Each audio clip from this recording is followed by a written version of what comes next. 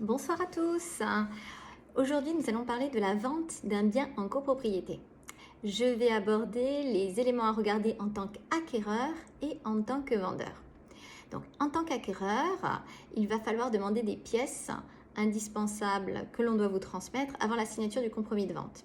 De toute manière, le jour de la signature du compromis de vente, on devra forcément vous les fournir. Mais il est préférable qu'avant que vous engagiez, vous soyez informé concernant ces éléments. Donc déjà, le montant des charges que vous devrez payer, des charges courantes que vous allez payer sur la copropriété. Donc le vendeur doit vous fournir les 2 derniers PV d'Assemblée Générale sur lesquels il y a les budgets validés et les résolutions concernant les travaux.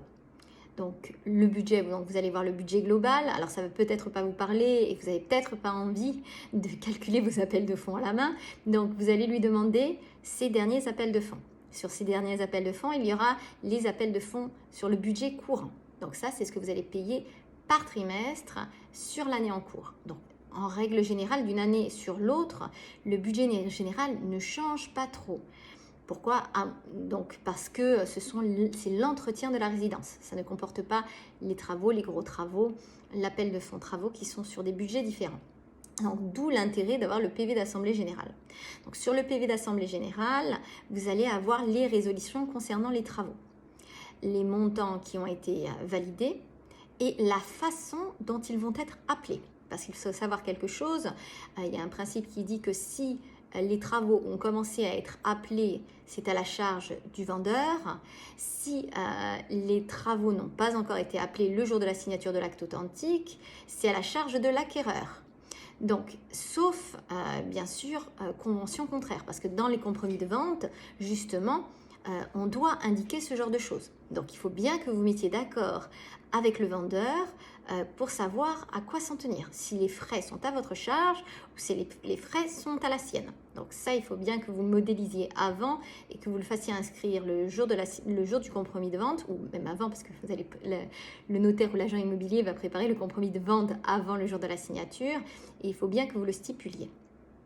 Donc, il y a aussi le règlement de copropriété qui va vous être transmis si vous avez des besoins particuliers, si vous voulez savoir si la terrasse vous appartient ou appartient à la copropriété et dont vous avez la jouissance, ce qui peut engager plus ou moins de frais.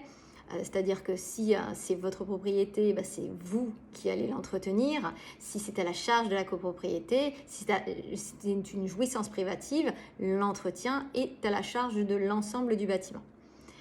Donc ça, ce sont les choses qui sont importantes à regarder.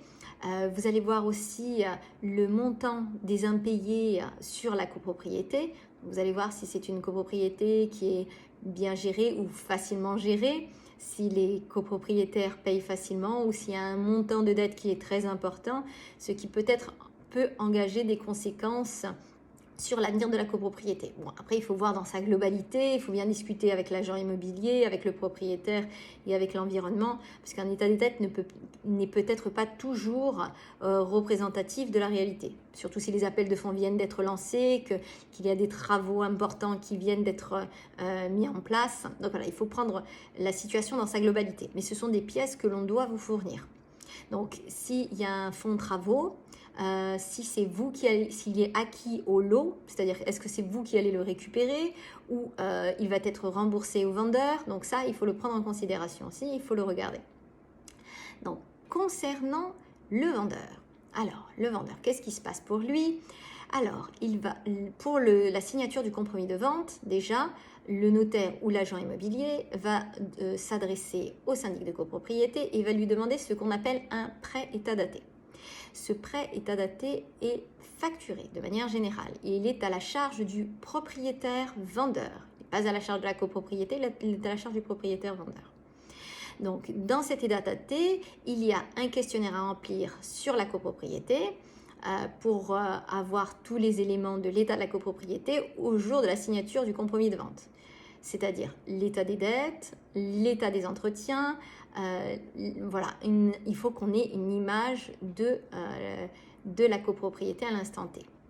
Et le jour de la signature authentique de l'acte, qui sera faite par le notaire, il y aura avant une demande d'état daté. Donc c'est aussi un document qui est à remplir par le syndic et des pièces administratives à fournir pour que la vente soit transparente et que l'acquéreur puisse acheter en connaissance de cause. Donc s'il y a eu des assemblées générales entre-temps, il faut qu'il en ait connaissance, parce que en règle générale, quand on signe un compromis de vente, on ne signe pas l'acte authentique le lendemain, même si on paye comptant. Il y a minimum un délai de 2 mois. Allez, 1 mois et demi, c'est vraiment le minimum, comme j'ai jamais vu plus court. Il y a au moins 1 mois et demi à attendre, si ce n'est 6 mois, parce qu'on est plus dans les 3 à 6 mois, surtout par les périodes qui courent. Donc, ce sont les choses à regarder. Il ne faut pas que le propriétaire se pose des questions par rapport à ça. Donc, bien sûr, il faut quand même qu'il regarde de quoi il en retourne. Mais il sait très bien s'il doit de l'argent à la copropriété ou pas.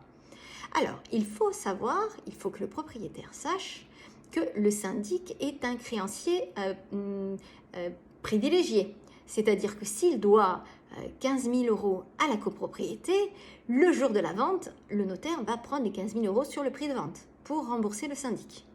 Ça ne veut pas dire qu'il faut attendre le jour de la vente pour payer ses charges de copropriété, hein, parce que ça risque de mettre à mal la copropriété. Mais il faut le prendre en considération. C'est un créancier prioritaire. Donc on ne peut pas y échapper. L'état daté fait foi et justement l'état des dettes concernant la copropriété est régularisé le jour de l'acte authentique. Donc voilà des petites informations sur comment acheter ou comment vendre un bien en copropriété pour mieux comprendre ce qu'il faut regarder et ce qui est important pour être éclairé. Voilà, écoutez, merci beaucoup de m'avoir écouté et à très bientôt pour une prochaine vidéo. Au revoir.